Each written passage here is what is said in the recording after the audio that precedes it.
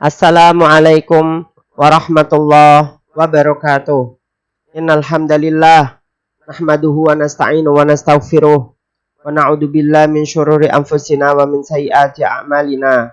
May yahdihillahu fala mudhillalah wa may yudlil fala hadiyalah. Wa asyhadu anna sayyidana Muhammadan abduhu wa rasuluhu la nabiyya ba'dah. Jamaah rahimakumullah, hari ini kita akan membahas tentang syariat Allah Subhanahu wa Ta'ala melalui Rasulnya yang telah diajarkan kepada kita dari turun menurun. Dan ini, syariat ini atau perintah ini selalu kita kumandangkan setiap kali ada waktu sholat masuk, yaitu azan. Apa itu azan? Pengertiannya bagaimana? Kemudian secara historis bagaimanakah azan? Serta tokoh-tokoh siapakah yang melatar belakangi tentang adzan, kemudian adab adzan atau muadzin itu seperti apa, serta hal-hal apa yang harus kita butuhkan ketika waktu kita adzan. Inilah yang akan menjadi pembahasan kita kali ini. Jamaah rahimakumullah, adzan adalah huwa an-nida, yaitu panggilan, yunadi bihi lis-salati indal muslimin, yang memanggil orang-orang muslim untuk melaksanakan ibadah yang bernama sholat 5 waktu tentunya. Bukan ibadah sholat sunnah. Berbeda ini ya, tidak ada adzan ketika waktu sholat sunnah. Wa yu'adzinu kulla yaumin fi bidayati waqtin likulli sholatin. Dan seorang muadzin itu wajib baginya untuk mengumandangkan adzan setiap kali ada sholat. Dan ini adalah fardu kifayah. Artinya dalam setiap kampung, kalau memang tidak ada satupun masjid yang adzan, maka seluruh kampung itu akan terkena dosanya. Ini adalah fardu kifayah. Berbeda dengan fardu ain, setiap orang wajib melaksanakannya. Tapi ini adalah fardu kifayah berdasarkan ajma'ul ulama mengatakan seperti itu. Kemudian karena al-muadzin asy-syakhsu alladzi yu'adzinu min makanin murtafi'. Dulu yang namanya orang yang adzan itu, jamaah rahimakumullah, selalu adzan di tempat-tempat yang tinggi. Dulu mungkin masjid itu dibuat agak tinggi sehingga ketika waktu ada adzan, ya, awal sejarahnya muadzin itu akan naik ke loteng masjid, kemudian memanggil dari sana orang-orang untuk melaksanakan ibadah yang namanya sholat. Dan ini khusus untuk muadzin itu haruslah seorang yang suaranya lantang, ya. Seorang imam pun sunnahnya seperti itu. Sehingga kalau memang imam itu tidak mempunyai kualitas suara yang baik atau seorang muadzin tidak mempunyai kualitas suara yang kencang, maka tidak akan ada orang yang akan mendengar suaranya. Apalagi zaman dahulu tidak mempunyai mic seperti halnya kita sekarang ini. Kalau sekarang sih mungkin kualitas suaranya tidak kencang, tapi karena ada mic terbantulah dia. Dan kemudian beralihlah ketika waktu invasi ke negara-negara lain, Islam berkembang ke Mesir. Di situ ada diinisiasi untuk membuat menara sekarang banyak sekali. Ada menara Kudus. Kalau di Mesir itu disebut sebagai negeri 1000 menara, di mana setiap masjid pasti ada menaranya di situ. Kemudian fil lughah al-i'lam bisyai' wa adanum minallahi wa rasulih. Dan dalam segi bahasa yang namanya adzan itu adalah untuk mengabarkan sesuatu. Al-i'lam bisyai', mengabarkan sesuatu. Wa adanum minallahi wa rasulih. Allah dan Rasulnya mengabarkan sesuatu. Kemudian dalam ayat yang lain juga disebutkan adantukum ala sawa. Saya mengabarkan kepada kalian semuanya bahwa kalian itu adalah sawa. Sama antara satu dengan yang lainnya di mata Allah Subhanahu wa Ta'ala. Kemudian ada yang mengatakan juga dalam syariat ya, dalam segi bahasa tadi ya. Sementara dalam syarak mengatakan al-i'lam bi waqtis sholati bi alfadin ma'lumatin makhsusatin masyru'atin, yaitu mengabarkan tentang waktu sholat dengan lafaz-lafaz yang tertentu dan khusus dan disyariatkan oleh Allah Subhanahu wa taala. Ini lafaznya tertentu dan pakai berbahasa Arab, tidak boleh pakai bahasa yang lain. Allahu Akbar, Allahu Akbar. Misalkan seperti itu, kita ganti mungkin Allah Maha Besar, Allah Maha Besar. Ini nggak akan sah. Ya.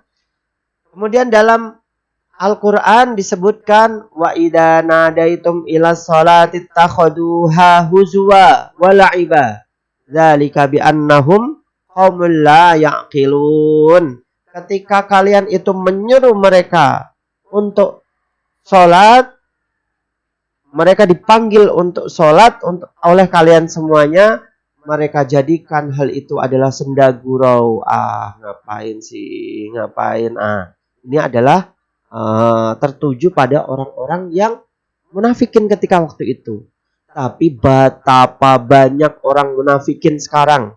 Bagaimana seorang dia itu mengaku sebagai seorang muslim, namun ketika waktu adzan bergema, dia malahan senda gurau, masih dalam kondisi menyetel televisi, menyalakan radio, malahan bersenda gurau dengan keluarganya, teman-temannya, dan tidak mau menjalankan ibadah ke masjid. Na'udzubillah. Dzalika bi annahum qaumul la yaqilun. Karena sesungguhnya mereka adalah kaum-kaum yang tidak mempunyai akal, ya. Dalam ayat yang lain, dalam surat yang lain juga Allah menyebutkan idza nudiya lis-sholati min yaumil jum'ati, apalagi ini adalah hari Jumat. Ketika kalian dipanggil untuk melaksanakan sholat Jumat pada waktu hari Jumat juga, fas'au ila dzikrillah, maka cepat-cepatkanlah kalian untuk menuju zikir kepada Allah Subhanahu wa taala. Ini lafadznya khusus jamaah rahimakumullah. Adzan, kenapa di waktu adzan Jumat itu sekarang mempunyai 2 kali waktu? Dan di masa Rasul Shallallahu Alaihi Wasallam hanya 1 kali adzan, ya. Kalau sekarang 2 kali, beberapa masjid ada yang masih 1 kali. Kenapa seperti itu? Hal ini didasarkan dari pada historis zaman Umar bin Khattab zaman dahulu. Karena zaman Rasul itu 1 kali. Kenapa? Karena orang-orang ketika waktu zaman Rasul adalah para sahabat. Dan para sahabat ini ketika waktu dipanggil langsung mereka cepat-cepat untuk menuju ke masjid. Sementara sahabat ini menghadapi orang-orang setelahnya, yaitu para tabi'in. Tabi'in ini kalau 1 kali dipanggil, mereka tidak langsung cepat-cepat menuju ke masjid. Sehingga kalau memang 1 kali ini, mereka akan telat ketika waktu Jumatannya.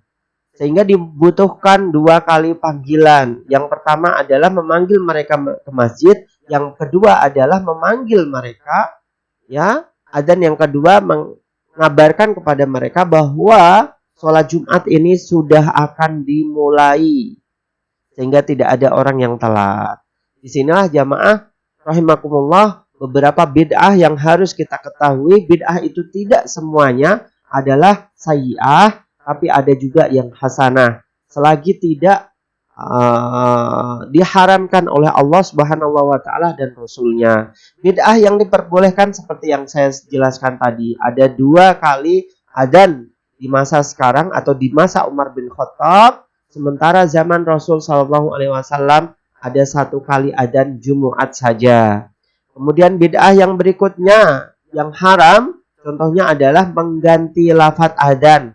Allahu Akbar kita ganti dengan bahasa Indonesia. Allah Maha Besar. Hayya 'alas shalah. Mari menuju sholat. Misalkan seperti itu. Maka ini adalah haram hukumnya. Kemudian al-iqamat sekarang. Al-iqamat itu Kalau adzan itu 2 kali, ya sama juga seperti halnya iqamah, ya, tapi lebih cepat. Allahu Akbar, asyhadu an la ilaha illallah, asyhadu anna Muhammadar Rasulullah, hayya 'alas shalah, hayya 'alal falah, qad qamatis shalah, Allahu Akbar. 2 kali ya. La ilaha illallah. Dan ini jamaah rahimakumullah, dilaksanakannya adalah menjelang kita mau berjamaah. Andaikan kita itu misalkan ya, ini sudah masuk adzan, kita cepat-cepat untuk adzan. Tapi kalau memang adzannya itu telat, harusnya itu jam 12 siang kita adzan, tapi jam 1 kita baru masuk ke masjid, ya, maka tidak perlu harus ada adzan lagi. Cukup qomat saja langsung berjamaah. Ini yang harus kita ketahui. Kemudian ini fardu kifayah. Saya jelaskan tadi, fardu kifayah juga demikian adalah al-iqamah juga fardu kifayah. Secara historis bagaimanakah adzan itu? Disebutkan dalam hadisnya Rasul sallallahu alaihi wasallam, kana al-muslimun hina qaddamu al-Madinah yajtami'un. Orang-orang muslimin ketika waktu sampai ke kota Madinah, mereka itu berkumpul, fayatahayyanuna as-salat laisa yunadi lahum. Dan mereka itu berkumpul untuk mendiskusikan bagaimanakah salat ini biar ada orang yang memanggil mereka untuk melaksanakan ibadah salat. Waktu itu sudah terbangun yang namanya Masjid Quba dan Masjid An-Nabawi. Sementara tidak ada orang yang mengabarkan tentang waktu salat ini bagaimana. Fayatakallamuna yauman fidalika. Mereka berkumpul untuk membicarakan tentang hal itulah. Kemudian qala ba'duhum, berkata sebagian dari mereka, ya, mereka berkata, ittakhadhu naqusan, kita membawa lonceng saja. Kita pukul lonceng itu sekeras-kerasnya seperti halnya orang-orang Nasrani memukul lonceng mereka agar kita berkumpul ke masjid. Tang, tang, tang. Wa qala ba'duhum bal buq misla qarnal yahudi. Ya. Tidak, lebih baik itu adalah beduk. Beduk itu kita pukul sekeras-kerasnya untuk memanggil orang-orang masuk ke masjid, ya. Qala Umar awala tab'atsuna rajulan yunadi bis salat. Kenapa tidak engkau utus seorang untuk memanggil salat? Dan ada juga yang mengatakan dalam mimpi saya, wahai Rasul sallallahu alaihi wasallam, semalam itu saya bermimpi ada orang yang membawa lonceng, saya mau beli untuk memanggil ke salat, tapi orang itu mengatakan kepada saya, wahai fulan, apakah engkau mau aku kabarkan tentang hal yang lebih baik daripada nakus ini, daripada engkau membawa lonceng untuk ke masjid? Apa itu? Allahu Akbar, Allahu Akbar, Allahu Akbar, Allahu Akbar. Asyhadu an la ilaha illallah. Nah, inilah yang dikabarkan oleh malaikat melalui mimpi dari Abdullah bin Zaid, ya. Dan Abdullah bin Zaid ini tidak melihat mimpi itu seorang saja, tapi Umar bin Khattab juga mengamini mimpi tersebut. Wahai Rasul, sebelum Abdullah bin Zaid ini mengabarkan tentang malaikat yang ada di dalam mimpinya, saya pun juga demikian, semalam juga sama. Berarti mimpi ini datangnya dari Allah Subhanahu wa taala yang mengisyaratkan tentang adzan syariat itu, ya, kepada para sahabat Rasul sallallahu alaihi wasallam. Jamaah rahimakumullah, adabul muadzin. Sekarang adab-adab adzan itu seperti apa? Yang pertama adalah yakunu al muadzin mutahhiran. Seorang muadzin itu sunnahnya, adabnya adalah dia suci dari hadas kecil dan hadas besar. Hendaklah dia wudu dulu lah sebelum dia mengumandangkan adzan, ya. Kemudian An Abdullah bin Abdurrahman bin Al-As anna rajulan ya Rasulullah innal muadzzinina yufaddiluna faqala kama yaqulu idza intahaita fasal tu'ti, ya. Setelah seorang itu adzan, lebih baiknya yaitu berdoa kepada Allah Subhanahu wa taala. Apa doanya? Kata Rasul sallallahu alaihi wasallam, mangqala hina yasma'u an-nida, barang siapa orang yang mendengar panggilan adzan, maka dia sunnah untuk mengatakan Allahumma rabba hadhihi da'wati tammah wassalatul qa'imah ati sayyidina Muhammadin wasilata wal fadilah wa darajatal aliyatar rafi'ah wa ba'athu maqama mahmudan alladhi wa'adtah innaka la tukhliful mi'ad. Ini adalah doa yang setelah adzan yang disunahkan oleh Rasul sallallahu alaihi wa alihi wasallam. Kemudian wa ayyakuna al-adzan murattiban. Tartib dia, adzannya itu tartib. Jangan diakhirkan yang Allahu Akbar kemudian didahulukan hayya 'alas shalah, hayya 'alal falah didahulukan daripada hayya 'alas shalah. Masalah seperti itu ini adalah tidak sah. Wa ayyakuna mutawalliyan, terus menerus continue antara satu lafaz dengan lafaz yang lain, jangan ada jeda. Jangan ada jeda makan misalkan. Muadzin, ya, Allahu Akbar, makan dulu, makan kuaci misalkan. Makan rengginang misalkan, maka ini tidak sah. Wa ayyakuna ba'da dukhuli waqti shalah, dan dia itu mengumandangkan adzannya ketika waktu masuk salat, jangan sampai sebelum masuk salat. Wa alla yakuna lahnan yughayyiru wa yuhilu al-makna, dan tidak boleh seorang itu adzan di mana itu adzannya itu merubah tatanan makna adzan tersebut. Contohnya Allahu Akbar, Allahu Akbar, barnya yang panjang. Ini tidak boleh. Barnya haruslah pendek. Allahu Akbar, Allahu Akbar. Nah, ini jemaah. Maka kalau sampai merubah makna dari adzan tersebut, maka hukumnya adalah tidak sah. Raf'us sauti fil adzan, hendaklah seorang muadzin itu meninggikan suaranya, jangan sampai pelan, tidak akan terdengar nanti. Wa ayyakuna al-adzan 'alal adat alladhi ja'at bihi as-sunnah bila ziyadah wa nuqsan wala nuqsan, dan adanya adzan itu tidak boleh ditambah-tambahi. Kalau memang dari Rasul sallallahu alaihi wasallam dan para sahabat zaman itu adalah seperti yang kita dengarkan sekarang, maka tidak boleh kita tambah-tambahi. Ya, kecuali kalau memang subuh, ya. Ada beberapa lafaz yang harus kita ketahui atau tambahi. Ya, as-salatu khairum minan naum. Ya, panjang. Ya, as-salatu khairum minan naum. Naumnya dipanjangin sehingga tidurnya itu yang panjang malam, ya. Ini jamaah rahimakumullah, harusnya naumnya yang pendek. As-salatu khairum minan naum. Pendek saja tidurnya sehingga bangun mereka. Kemudian jamaah rahimakumullah, ayyakuna al-adzan min wahidin.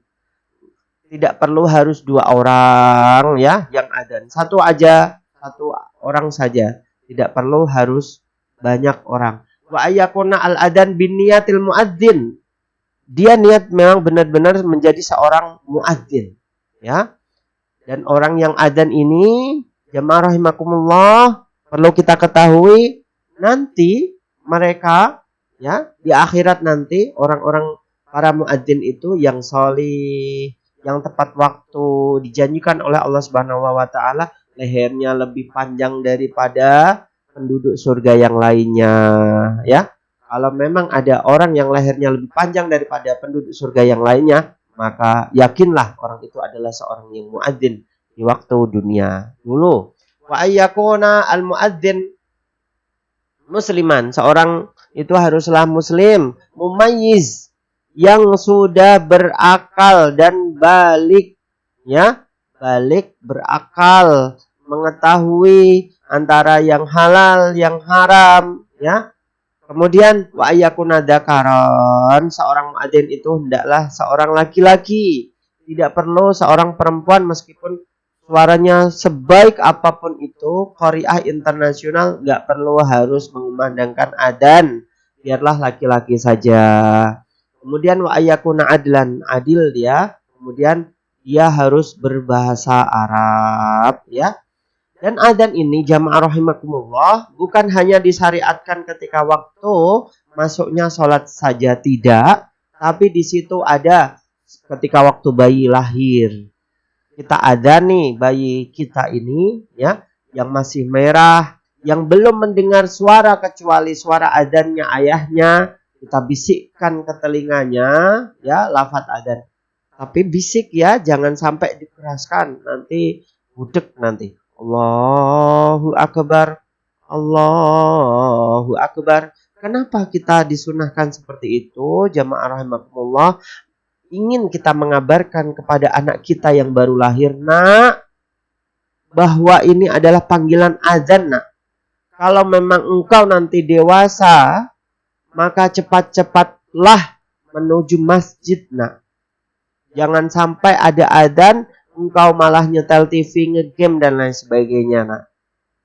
Nak, nanti bila mana ayahmu ini mati, nak, dikuburkan di kuburan, nak, engkaulah yang akan menjadi muadzin di telingaku, nak. Memandangkan azan sekeras-kerasnya, nak.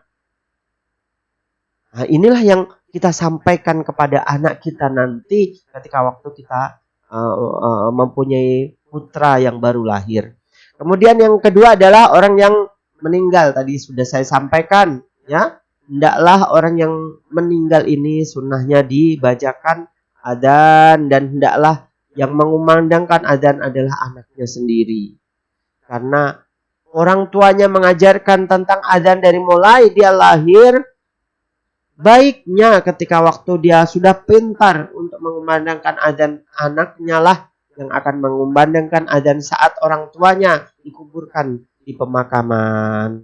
Kemudian waktu perang antara musuh dengan orang muslim bertemu, disitulah muslim disunahkan untuk mengumandangkan adzan. Kemudian berikutnya adalah ketika mendengar angin beliung, ya, musibah seperti halnya gempa bumi dan lain sebagainya. Nah, waktu itulah kita disunahkan untuk adzan agar Allah itu Maha Rahmah, ya, tidak memberikan musibah berupa angin topan, beliung, ataupun gempa bumi, tsunami kepada kita.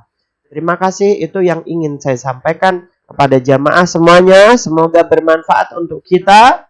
Billahi wal taufiq wal hidayah. Wassalamualaikum warahmatullahi wabarakatuh.